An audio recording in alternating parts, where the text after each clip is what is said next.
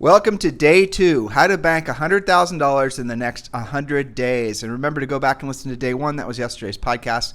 Thanks for all the great feedback on yesterday's show. It was something that we really enjoyed doing. This is a plan for everyone, no matter where you are in your career. And as I said yesterday at the start of yesterday's show, if $100,000 for you in the next 100 days is no big challenge, then, obviously scale it up, make it $1 million, make it whatever is appropriate to you. The point is, and we made this very clear yesterday, is we want you building momentum right now, not becoming complacent, not essentially letting the time go by and because you're paying attention to the news, because you're focused on the wrong things and all the other things that we talked about yesterday. So today we're going to be getting into the weeds as far as specific actions that all of you can take. And I want you to make note, the actions that we're going to ask you to take don't cost you anything. They cost you no money. We're not trying to sell you leads or a fancy lead follow-up program or a drip campaign or a direct mail campaign. Every single thing we're asking you to do, remember the title of today's podcast, is how to make $100,000 in the next 100 days. In other words, we can't ask you to do anything that's not going to result in you generating a closing and money in the next 100 days, or it wouldn't fit into the title of today's podcast. So there's no speculative stuff. Everything is going to be, proactive lead generation, no passive lead generation. So Julie? Yes, that's right. So again, this is part 2, and today, tomorrow, and the next day, we're going to give you 5 proven lead generators each day. Now, the idea is not to pick and choose. It is to do nearly all of the above. There may be 2 or 3 that just aren't in your wheelhouse, or maybe you've already got them deployed and you need to add on. So there's ways that you can work with this plan. Some of you, your average commission is a lot higher, so adjust accordingly. Some of you pretty much have this down, but you're going to compress the time. Instead of in 100 days, maybe you make this in 60 days because you know how to do some of this. Before you get to your first point, Julie, everyone who is currently in Premier Coaching clients, I have an update for you. The pre-listing pack is getting updated, and we now have a, frankly, reliable service provider that can customize your pre-listing pack for you. So if you've been waiting to get your pre-listing pack done, the wait is over. What is a pre-listing pack? The pre-listing pack is essentially your silent salesperson. You send it prior to going on listing appointments, and the pre-listing pack, when you use it as we've coached you to use it, will do 90% of the heavy lifting for you when it comes time to winning that listing. So existing Premier Coaching clients, make sure you're utilizing the pre-listing pack. And like I said, if you want to have it customized, there's a new service that we're making available to you to get that done as well. In addition to that, Julie and I are going to be rolling out an all-new product exclusively for Premier Coaching clients. And it's going to be essentially, do we have a name for this thing yet? It's kind of a pre-buyer appointment packet, but we don't have the acronym worked out just yet. Pre-buyer. PBP, maybe, I don't know. Pre-buyer. Sounds too much like PB&J. PBA, right? Yes, something appointment? like that. Yeah, yes, something like that. But it's like a pre-listing package that goes before you, handles objections, talks about your unique sales propositions. But on the buyer side, since now all of you have the pressure of a looming deadline that you're going to have real agreements signed, which means you have to do a real presentation. We're going to cover you on that. Yep. That is in production. Well, so the point of it is, to Julie's point, just so you're clear, is you give the pre-listing pack to sellers prior to the appointment after you pre-qualified them. They read the pre-listing pack, all the heavy lift as far as like, what's your commission? What are you going to do to get the home sold? What's all those types of questions are answered in the pre-listing pack. And that same concept is going to be now working for you for the sake of working with buyers, because obviously buyer relationships going forward after August 17th are going to have the same level of formality that working with the seller is going to. You have an exclusive listing contract with the seller, you're going to have an exclusive buyer contract with the buyer. All good for those of you who are serious about your real estate businesses. So if you're not in Premier Coaching, you know what to do. Join Premier Coaching. The first 30 days is free, and you can join Premier Coaching by scrolling down below and clicking the link to join Premier Coaching, or you can just go to premiercoaching.com. Remember, the first 30 days is free, and that does include a daily semi-private coaching call. All right, so remember, you're focused mainly on listings here with this plan because listings will automatically create buyers for you. Work with the buyers yourself and pre-qualify them, or refer them to referral partner agents, depending on your situation. All right, on to the lead generation. Of course, number 1 is your past clients and sphere of influence, otherwise known as your database. Statistically, when you have regular and real conversations with your list, 10% of your list will either do business with you or refer business to you each and every year. What would happen if you committed to speaking with 100% of the people in your database this quarter? Now, don't get mad when another agent lists, quote, your past client if you're not going to make the effort. There's a little of accountability baked in there. And of course, scripts for making these calls, as well as your 12-month Center of Influence plan, are all included in Premier Coaching. Now, can we work on this a little bit? Yes, I have two points okay. to work on it here just for a second. That's okay. So when we talk about your past clients, your sphere of influence, these are people who already know, love, and trust you. They're in your database. There's two parts to this. How many people in your database actually know what their home is worth in today's market? I know we're always astonished when we look up our own rental properties, right? It's your job to let them know. If they knew that they could get X for their home, netting them Y, well, what would that do to their plans? Maybe that warrants a call. And secondly, how many people in your database are inheriting property they need to sell, relocating, becoming empty nesters, having another baby? How many of them are first-time buyers or have first-time buyer kids ready to pounce on the newest inventory? And just to drive this home that you all can do this, this is straight from coaching client Patrick Murphy in Columbus, Ohio. He writes, I have about 125 clients from over the last 3 years. Now, that's his database, right? Those are not, quote, leads. Those are contacts in his database. After listening to you and Tim mention a few times that those would be the best calls to make, I put serious effort into this a couple of weeks ago. I simply created a Google Sheet with all the clients listed out, and then a way to track each as I made contact. This is not a text or an email, as I usually do with my clientele, but an actual phone call. I want to stop there. I want to point something out. He did not waste time and months trying to figure out the best CRM. Exactly. He just essentially put them all in a list. You could have used a yellow tablet of paper or, any kind of pad, right? He used a Google Sheet. That's free. Exactly. So you don't need to overthink this and build some complicated drip campaign. And he also, before Julie gets to the next part, he also confessed that he hadn't been doing the calls prior, that he'd been doing all the passive stuff, and now you're going to hear the difference between being passive and proactive. I know, and it was so, he turned this into an email. He told me this on a coaching call, and I have to say he was super excited about it. He goes on to write, this is Patrick Murphy, goes on to write, these are the best calls to make. They actually want to hear from you. They're happy to hear from you, and they share information and leads way more than they would have via text or replying to an email. I'm learning about job changes, family changes, etc. Just today, a client mentioned he's ready to start looking for investment properties. I'm not sure if he would have reached out to me to tell me that using email or text. I try to bring some value to the call in terms of helping with any contractor connections or getting them up-to-date home valuations. But honestly, I don't think they're looking for too much more than just catching up. If you think about it, we spend at least 5 to 6 weeks together. Again, we're talking about his past clients, and we built a relationship. So it's a very natural thing for this group to want to chat with me. I plan on doing this each quarter, even as the list grows. Again, from Patrick Murphy in Columbus, Ohio. All right, so Patrick, I'm going to give you a little advanced coaching here because I know you listen to the show and you're one of Julie's clients. Don't call them every quarter. That's crazy. Call them every single month and do what we coach you to do in Premier Coaching every single month. So basically, Patrick, this is the condensing of the script. Hey, Patrick, this is Tim Harris. Do you have a second? And you're going to say yes. This is me calling you, right? So listen, Patrick, I've been getting a lot of calls, emails, texts from folks that are frankly worried about the housing market. They don't know what's going on at their home's value. So what I'm going to do, so you don't have to worry, is I'm going to start calling you every single month and giving you a quick snapshot of what's going on in your home's value. Like I said, that way you don't have to worry. And I've got your first report ready for you now, and I think you're going to love the good news I'm about to share with you. And you're going to say, Patrick, you're going to say, what? Yes, of course. What do you have for me? Well, Patrick, you paid this for your house 2 years ago, and it's now worth this. And if you were to, essentially put the house on the market now, we'd expect it to sell in this amount of time. So go you. You made a great decision 2 years ago. Congratulations. And then, Patrick, you're going to say something along the lines of, wow, that's great. That's fantastic. And then who knows where the conversation is going to spin off to, but probably you're going to be having more real estate conversations as a result of making this person feel really good. Wherever the conversation goes, let this, your past client, center of influence person take you there. And then end the call with, by the way, Patrick, would you like me to do more in-depth study of your home's value in case you're thinking about selling it sometime this year?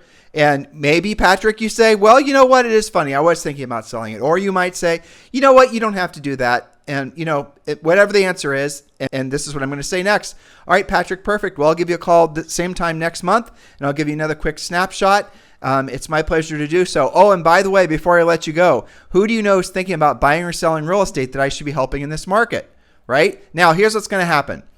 You're going to be thrilled to have had that call, Patrick, because I just gave you a lot of really great news and I made you feel wonderful, right? True story. Now, you're not necessarily going to have any interest in selling your house, nor will you have any referrals for me. But when you see that I follow up with you every single month, as I promised I would, always making you feel good because of what's going on in your home's value, you will start, using an old term, bird dogging for me, and start almost intentionally finding referrals for me. You're going to start dialing, Patrick, you're not the agent now, you're Patrick the homeowner. You're going to start listening more to have people thinking about buying or selling. You're going to start registering those people more in your mind. You're going to start asking if they would like a great referral, that type of thing. And that's what happens. So you can't just call people once a quarter and think you're going to get anything from it. Call them once every single month. Now, they might not answer the phone. That's fine. Leave the message about how smart they were to buy their house, because they were, on their voicemails. Do not, hit the easy button and digitize what I just said. That would be stupid. Call them, have conversations, right? All of you should be doing exactly what I just prescribed. It's less than 10 calls a day if you work the 20 work days of every month. And everybody can do that. Honestly, it's astonishing to me that people that are supposedly coaches and trainers will tell agents to call once a quarter and then mail them some piece of crap every single month. I know. Honestly, I find that it's malpractice. It is. Because the calls don't take that long. They make you feel good because you're making other people feel good. And what's going to happen is the sellers, the owners, are going to start sending you referrals. Yes. I mean, look at Patrick's feedback after doing it just 2 weeks. They were excited to chat with him. It was not a big deal. It was not a stressful thing. They already know, love, and trust you. You just spent 5 or 6 weeks with them not too long ago.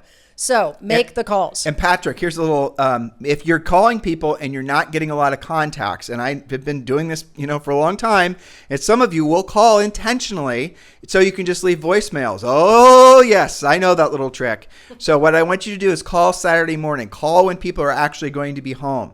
Right? Make the calls where you're going to make the contacts. Don't call it a job done if you did not do it well. Remember, if you want ever increasing levels of success in your business and personal life, do what you don't want to do when you don't want to do it at the highest level. It's not enough just to make the calls and leave the voicemails, or even worse, do something digital. And don't be then surprised if you don't get the results. Now, the thing I was going to interject into this first point is if you're a new agent, you don't have a bunch of past clients. True. You do, and let's say you don't even have a bunch of centers of influence, go out there and create one. Yes. And create one. And we've had a billion podcasts on that. We have had many podcasts on it, and we do drill down for sure in Premier Coaching about exactly how to go about expanding your center of influence. And if you're somebody that's like, gosh, I don't feel that friendly, I'm not that confident talking about real estate. Well, there's only one way that you're going to turn that around, and that's to systematically go after it. You can get help from your coaches. We've done podcasts about introverts and extroverts and all the rest, but we do have a 12-month center of influence expansion plan as well to help you with all this. Well, I mean, the point is go out, be you, doing what you like to do around other people that also like to do the same thing, and you're going to trip over people that want to buy or sell real estate. That's just the nature of humans. So if you like to work out, go to the gym. If you like to spend time with animals, go to the dog park. You guys get it? But don't just hang around your computer and wait for somebody to sell you a lead where you're going to pay 40% for the referral. Get off your butts. Yeah, see, here's the thing. Just having a database doesn't generate from your database. You have to do something with it. All right, point number 2, expired listings. Now, expireds are near the top of our list because of the following. Stay with me, listeners. There's 4 specific things about expireds. First, they clearly want to sell, and many of them have to sell. These are the listings you're looking for. There's been a big increase in expireds recently since most agents had 2 short listing agreements in anticipation of the hot sellers market continuing. Aspirational pricing and competition from new construction have created more and more expireds and withdrawn listings. I have to build on that because what Julie just said is so powerful, but I bet it got by most of you. All right, so our podcasts get listened to, months and years into the future, but I'm going to date today's podcast. We're about mid-year 2024. And I promise you, all of you listening right now, towards the end of this year, probably the end of third quarter into fourth quarter, we're going to see a tsunami of expired listings. And I'm going to tell you why.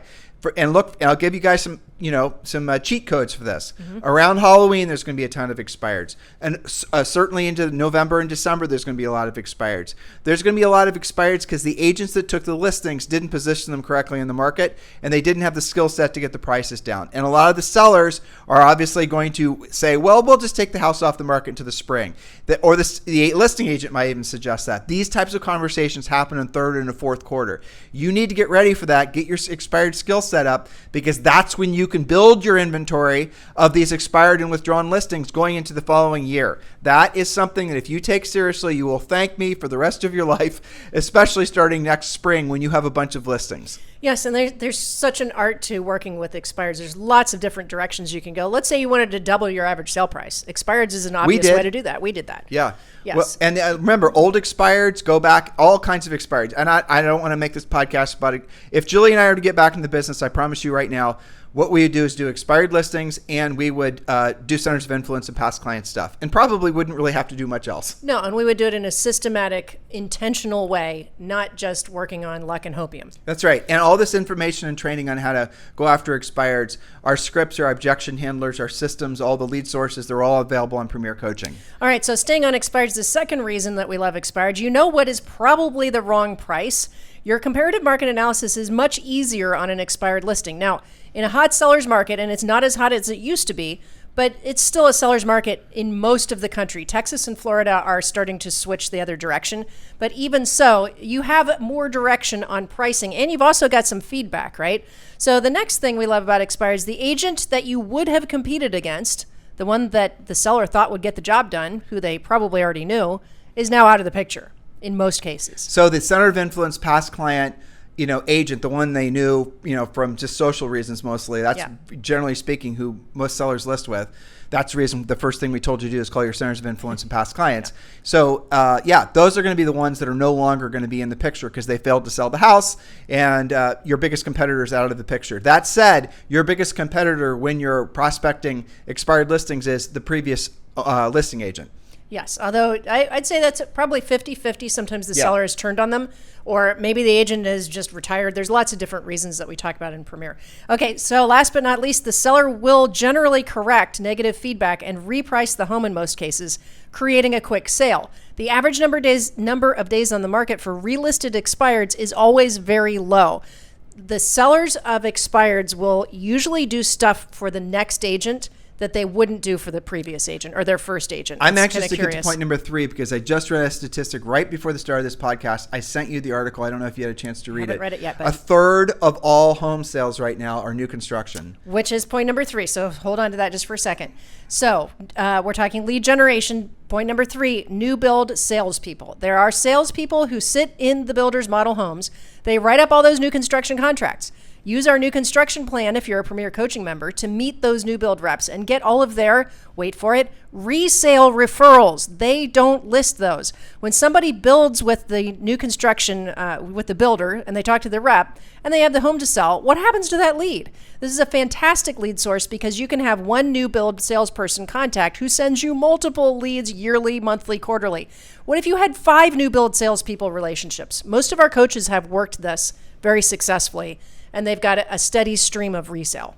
So there you have it. Well, again, and here's another thing. Again, I'm forcing myself not to go down these rabbit holes because we've done so many podcasts on new build, new construction. Mm-hmm. It's actually kind of a niche that we've coached agents to really become new build experts. And again, big part of Premier Coaching. But here's the thing. A third of all sales right now are new construction. Yep. And I bet you guys don't realize that most of the time the seller or the person building the new home also has a house to sell. So if you were to start, say, for example, letting folks in your center of influence past client list know about all the new construction options in the surrounding communities, you might be shocked how many of them would be very interested to know more. That's another great reason to call your centers of influence and past clients, letting them know about the new construction options. That trend is only going to continue. There's no reason to believe there's going to be a significant increase in resale listings. There is going to be a significant increase in new construction listings. And there's another statistic, Julie, that of all the builders, something like 10, I don't remember, I'm mixing numbers, but 10% of all new build sales were spec homes. That's interesting. We're sitting inventory homes. That's very interesting. What a honey hole of inventory. Right. And these houses aren't in the MLS. You walk into a new construction build and you ask and you look at all the, amazing, elevations and floor plans and options and the rest of it. Ask the builder what they have as far as spec homes. It could be a completely done home. Sometimes they call them quick close homes. Maybe another builder or buyer was in contract and fell out of contract. Doesn't matter. That is going to be where you find your inventory. Yes, and sometimes those have bonuses on them too. Yep. Wake up and smell the opportunity. Exactly. All right. Now, it wouldn't be about lead generation if we didn't have number 4. good old-fashioned for sale by owners. When the market is hot like it's been for so long, there are always plenty of unrepresented owners, otherwise known as FSBOs, who need your help. Most of them give up on the process if it's not sold in the first 2 weekends. There are luxury-priced, unrepresented sellers in today's market as well. This is a great opportunity because many of them have not yet bought. They could also build with you or downsize, upsize, and purchase with you. So when I look at it for sale by owner, I'm not just seeing their FSBO sign. I'm seeing at least 2, maybe 3 transactions. And we call them unrepresented owners because that's truly what they are. We do know statistically that most for sale by owners end up listing. And we also know statistically that you can ask them if you don't believe me, that most FSBO because of the fact they simply did not know an agent. It's not more complicated than that. And they're not agent haters. So all this Mickey Mouse that you may have basically been, here, I'll tell you guys a true story. When Julie and I started selling real estate, we sold over 100 homes our first year in the business. That's not the story that I wanted you guys to hear. Here's the story I wanted you to hear. There were 2 agents that were really good at for sale. Well, we only found out later that basically FSBOs were their honey hole. And so what they told us were all the reasons why FSBOs eat their young. They would fill our heads with why for sale by owners are the worst people ever.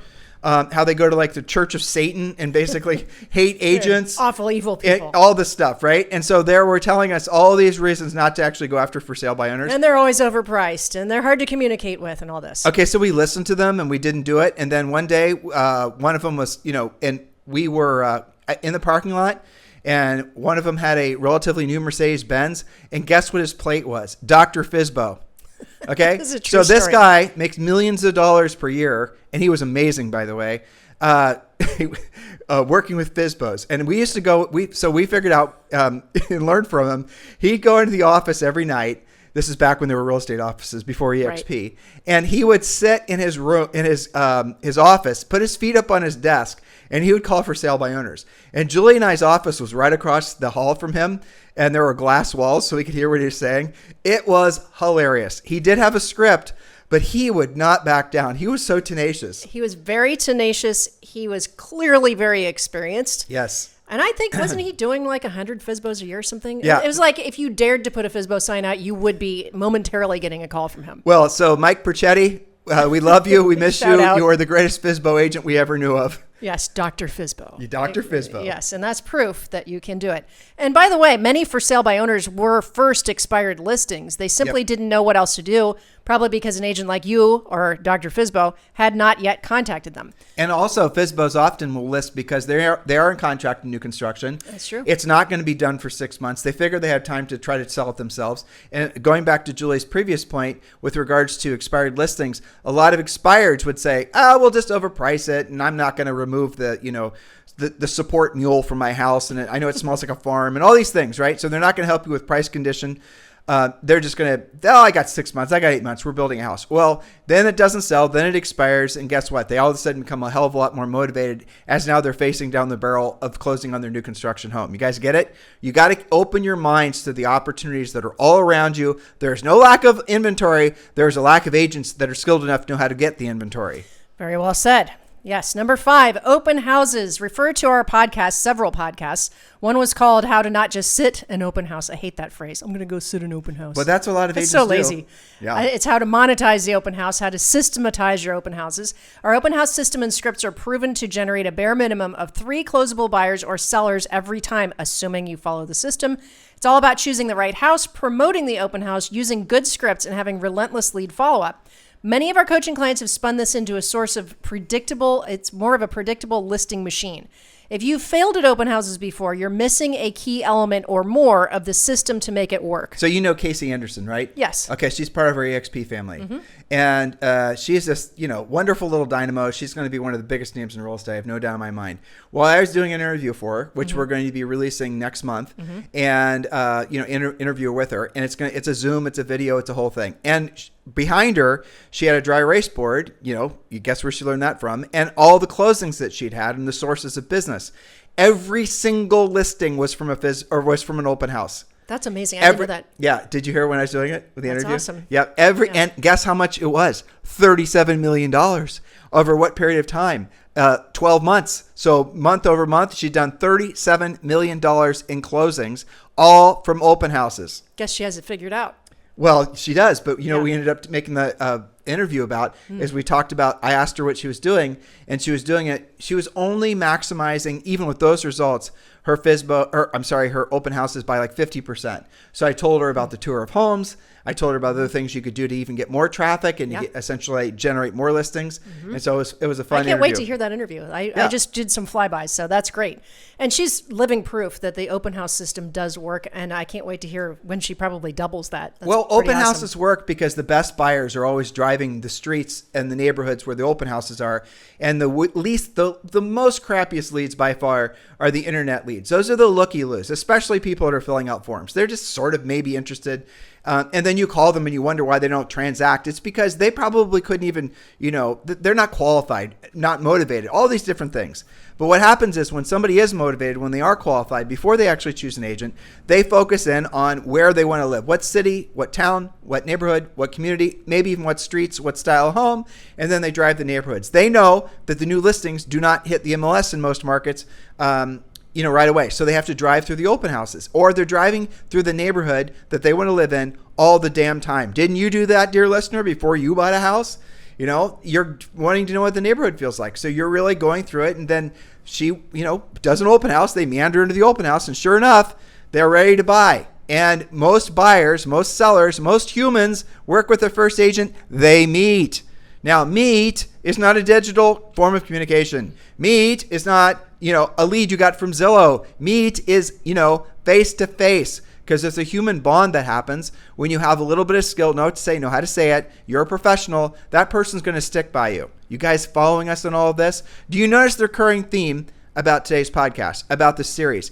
It's about taking action because after all, you want to know how to make at least $100,000 in the next 100 days. Hopefully we're motivating you. Hopefully we're educating you. I know we're doing that. Now it's time for you to get into action. So take action. Join Premier Coaching. The link is down below, or you can simply go to premiercoaching.com. Tomorrow is day 3, so get ready to take more notes.